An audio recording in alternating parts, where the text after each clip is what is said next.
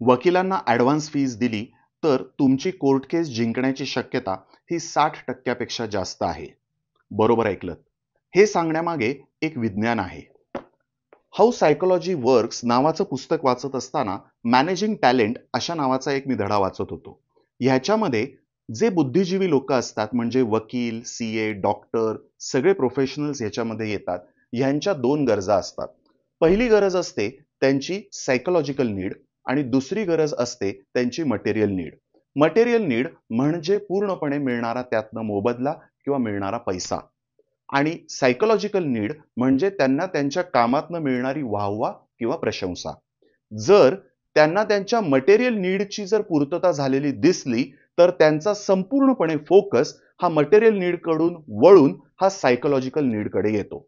Psychological need ह्याचा अर्थ असा की त्यांनी केलेल्या कामाची वाहवा व्हावी किंवा प्रशंसा व्हावी आणि ती तेव्हाच शक्य असते की ज्या वेळेला काम उत्कृष्ट पद्धतीने होतं.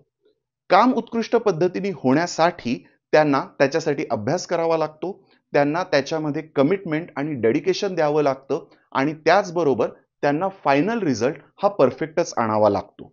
गेल्या 22 वर्षाच्या अनुभवावरून माझ्या हे लक्षात आलेलं आहे की जर मटेरियल नीड त्यांची पूर्ण झालेली असेल तर त्यांचा पूर्ण फोकस हा सायकोलॉजिकल नीड म्हणजे प्रशंसेकडे असतो आणि पर्यायाने पक्षकाराच्या मिळणाऱ्या यशाकडे असतो.